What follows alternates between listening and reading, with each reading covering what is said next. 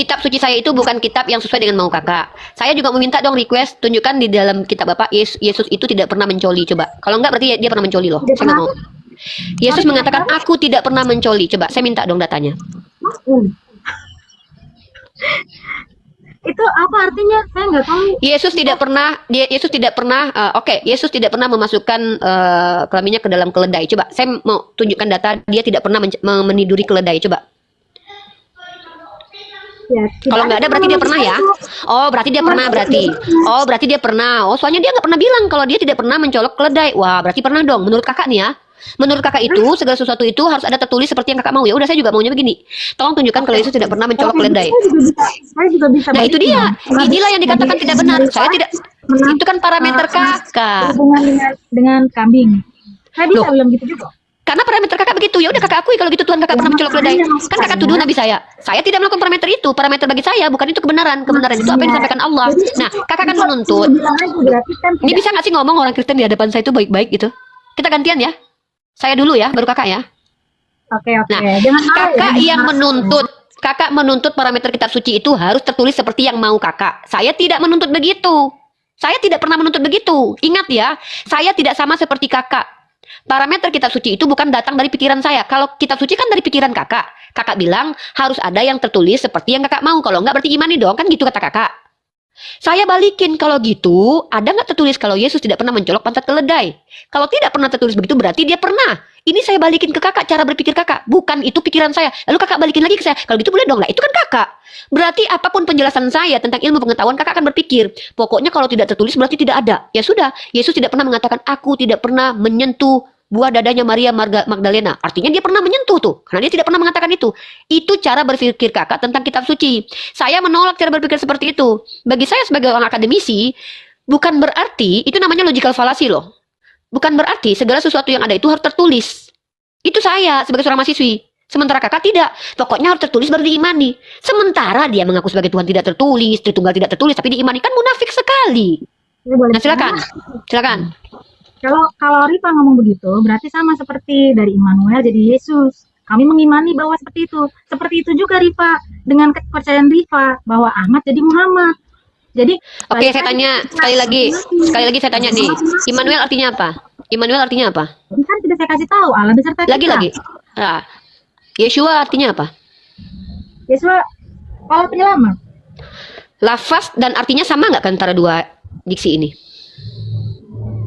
Ya berbeda dong Rifa. Tapi ya udah kalau gitu nama berarti diganti nggak namanya? Ya Ahmad sama Muhammad juga berbeda menurut kami. Enggak, siapa bilang berbeda? Siapa yang bilang berbeda? Ya, Ahmad dari akar kata yang sama. Gini ya, sekali ini terakhir ya. Enggak. Kakak. Ahmad jadi Muhammad, kami menerima. Tapi kalau kalian bilang bahwa Immanuel itu bukan Lucy dan Usi itu karena Immanuel mengatakan bahwa Yesus itu Immanuel beserta kita, Allah beserta kita. Kak gini ya, saya tuh tidak punya kapasitas memaksa orang lain pintar. Serius, demi Allah, saya nggak punya kapasitas. Sekali lagi saya jelaskan ya. Ya nggak apa-apa. Orang ODGJ juga nggak ngaku dia kalau ODGJ. Gini ya, teman-teman perhatikan ya. Kakak ini, iya udah, kalau gitu kakak gantian. Kalau kakak nggak punya ilmu, mending saya yang banyak bicara karena kakak nggak punya ilmu. Teman-teman perhatikan ya. Secara etimologi, aduh, ya udah kakak kuliah di mana? Tahu saya di mana ayatnya. Ini saya kasih kakak tolak. Kalau saya jelas nih dari kalangan nih saya jelaskan nih. Kakak kan enggak. Loh, sejak kapan semua itu nih? Ya udah kalau gitu tunjukin dalam yaudah kalau gitu kakak tunjukin dalam kitab saya dalam kitab kakak bahwa Immanuel itu adalah gelar mana? Dalam kitab suci. Mana? Mana ayat berapa? Ya tadi loh, iya saya. Yang mana? Kata gelar di mana? Yang mana? Oh iya saya, yuk. Baca ya, kakak baca ya. Oke, mana gelar di sini ya? Iya ini, ayo mana nih? Iya, jangan tantrum apa sih ini? Saya nggak tantrum, saya ngasih tahu. Nih. Masa kita balik lagi? Iya, kakak menipu. Mana di sini kata gelar? Ayo. Rifa yang menipu. Mana? Ini. Ini di mana? Kakak baca, apa sih kok malah kakak baca. Ini baca. Baca. Kak kata gelar di sini mana nih? Gelar mana di sini? Sebab itu Tuhan sendirilah yang akan memberikan kepadamu suatu pertanda. Sesungguhnya seorang perempuan muda itu mengandung dan akan melahirkan seorang laki-laki dan dia menamakan. Mana gelar? Gelar mana? Gelar. Kalau sudah masuk ke kita. Gelar mana? Gelar penipu. Gelar mana? Mana gelar? Katanya menjawab dengan kitab suci. Mana gelar? Makanya saya Penipu bilang turun. dari Berkali-kali melakukan penipuan, pantesan masuk neraka jahanam. Penipu kok. Dia bilang ada gelar lagi di situ. Nipu banget ya. Mereka suka banget loh merubah-rubah firman Tuhan loh. Bahkan di situ dikatakan, jangan merubah firman Tuhan tuh. Jangan merubah firman Tuhan. Emang pantesan mereka tuh diusir sama Yesus ya. Nih, jangan menambah atau mengurangi firman Tuhan. Dibilang di situ gelar, coy. Ada jelas di situ mereka akan menamakan dia Immanuel. Dibilang itu gelar, gelar, gelar. Mana? Ahmad dan Muhammad itu secara arti sama tuh. Pantesan mereka diusir sama Yesus nanti. Kenapa? Karena janganlah kamu menambahi apa yang kuperintahkan kepadamu dan janganlah kamu menguranginya. Lah, malaikat yang datang kepada si Maria dalam kitab mereka aja mengganti loh. Ini kualitas mereka tuh kenapa begitu? Astagfirullahaladzim, ya Allah. Emang kita sudah tahu. Innalladzina kafaru sawa'un alaihim anzartahum am lam tunzirhum la yu'minun ya. Jadi teman-teman tahu nggak? ODGJ itu tidak pernah mengaku ODGJ. Saya ODGJ loh, enggak.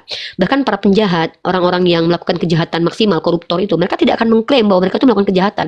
Mereka punya alasan terhadap kejahatan mereka, sama seperti ibu tadi yang mengganti-ganti firman Tuhannya orang Yahudi, lalu mengatakan bahwa itu gelar. Jelas tertulis di situ nama. Dia akan menamakan Immanuel. Taruhlah gelar di situ. Emang pernah Yesus bergelar Immanuel dalam Bible? Lucu sekali memang mereka ini ya. Emang apa ya? Emang iman didasarkan dari doktrin itu harus dicarikan cara untuk membenarkannya teman-teman. Coba iman itu dari sesuatu yang benar gitu loh. Dari data tertulisnya. Saya nggak mau dijawab dari artikel. Maunya dari kitab suci lah. Dia sendiri nggak nunjukin di kitab sucinya ada kata gelar di situ. Terus kita harus terima gitu penipuan dia. Ya halo Aditya Muslim dan Muslim.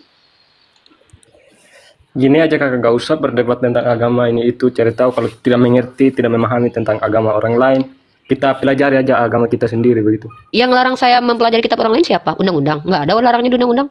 Tidak dari cara omongnya kakak itu tidak baik begitu. Yang mana yang tidak baik? Coba Seolah-olah. tunjukin perkataan saya. Coba perkataan saya yang tidak baik yang mana? Apa yang kakak Janganlah omong tadi di depan saya itu jangan Dasar- sok baik. Depan saya itu jangan sok baik. Kamu Muhammad tahu nggak? itu Kan? pengen terhadap Perhatikan. itu Muhammad. Nah, kan? Kau sok baik, benar kata Yesus. Kau yang Penyesat sok itu sok baik Lonte. depan kami. Oh, ini Lonte kau anjing. oh, mantap. Bangsat. So, Ini tahu kau tadi agama orang lain. tadi berusaha sok baik ya, ternyata nggak Tutup mampu ya. muka, Roh Kudusmu, tapi Roh Kudusmu raja tidak seks, mampu ya menahan dirimu supaya tidak berkata-kata kasar ya. Roh Kudus Kau sekali yang yang ngajari tutup muka kita. tapi raja seks, so suci anjing. Oh my God, kasih banget. Ya Bangsat. teman-teman muslimah dan muslim, Itu inilah Muhammad contoh kontol. kalau kita Nabi Muhammad Dari mana dikatai. itu Muhammad itu? Dari Arab itu ngapain kamu ikuti ajaran Muhammad? Aditya luar biasa ya, Kristen banget ya. Iya, saya Gak usah Kristen. diturunin dulu, Gan. Saya Iya, Kristen. 100% Kristen saya gini masuk ya. surga ngapain?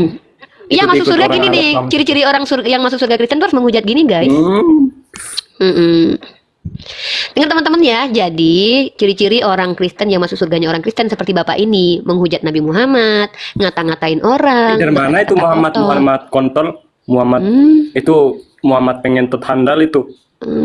Oke, Masya Allah. Nanti Bukan, nanti kau ikut sana ngentot sama dia.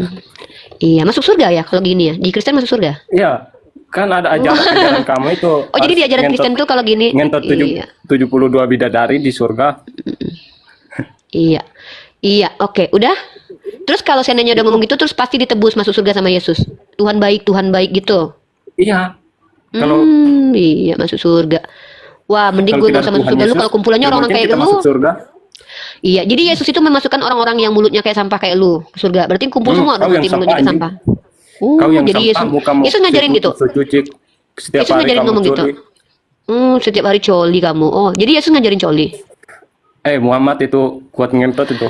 Oke, inilah contoh Ngentot ajaran kasih teman-teman. Kamu baca Bible itu Al-Qur'an itu banyak revisi Nah, itu adalah contoh. Udah direkam teman-teman? Sudah direkam? Baik, alhamdulillah. Teman-teman temukan video itu di dalam Riva MOW. Itu adalah bukti kalau mereka itu sebenarnya di awal sok baik, tetapi pada dasarnya mereka adalah pembenci yang nyata. Bagaimana mungkin mereka itu mampu mengimplementasikan ajaran kasih kepada umat Islam, sementara mereka kepada Nabi kita saja benci? Apakah betul mereka akan mengasihi umat Islam kalau mereka mayoritas teman-teman? 1.000 orang seperti laki-laki tadi, tolong diposting teman-teman, tolong teman-teman itu ya bantu saya itu gini, waktu saya itu di band, teman-teman video yang seperti tadi itu jangan berdiam diri, kalian rekam sebarkan ke banyak orang biar seluruh umat Islam di Indonesia ini tahu kelakuan mereka di hadapan kita. Bantu saya dengan cara apa? Record, rekam, posting, jangan kalian biarkan saya berjuang sendiri mempertontonkan kejahatan mereka. Kita diskusi bagus-bagus, buka kolom tanda tanya. suruh bertanya, mereka menghujat. Sebarkan itu biar seluruh rakyat Indonesia tahu. Kami para apologet ini harus ada. Untuk apa? Untuk mengcounter orang-orang seperti tadi. Jadi jangan nanti ketika mereka sudah menghujat, kita diam saja. Dan orang seperti itu, kalau dibiarkan, akan muncul orang-orang seperti semisal dia, sejenis dia nanti. Bayangkan dia naik ke Komal, dia mengaku Kristen pasti masuk surga, sementara kelakuannya seperti itu. Nah, kalian umat Islam, setiap umat Islam ini punya sosial media. Mungkin kalian bekerja, kalian tidak mau keganggu. Buatlah video-video seperti itu, sebarkan ini loh kelakuan mereka, menghujat Nabi kita. Pernah nggak kita diajarkan menghujat Yesus? Tidak ada. Demi Allah, kita tidak diajarkan menghujat Yesus. Dalam Al-Quran, wala tasubul ladzina yad'una min dunillah. Jangan menghujat sembahan orang selain Allah. Tapi bagaimana dengan mereka? Mereka menghujat Nabi kita terang-terangan, sementara mereka minoritas. Kita mayoritas. Kalian mbak buih. Gak ada gunanya kita, kalian mbak buih. Orang seperti tadi naik ke Komal hanya sengaja untuk menghujat, diawali dengan sok manis, sok baik. Tapi pada dasarnya penghujat yang nyata. Ada nggak kita menghujat Tuhannya dari tadi? Tidak ada. Tapi kenapa mereka seperti itu? Karena demi Allah, mereka tidak mampu meruntuhkan argumen Islam. Maka cara yang mereka lakukan adalah hujat. Biar apa? Biar kalian semua terpancing emosi lalu melakukan tindakan radikal. Akhirnya kalian dikatakan, tuh tengok tuh umat Islam tuh. Umat Islam tuh, kalau kami tuh nggak boleh. Kalau kami ditampar pipi kiri kasih kanan. Kalau dihujat kami harus diam. Begitu.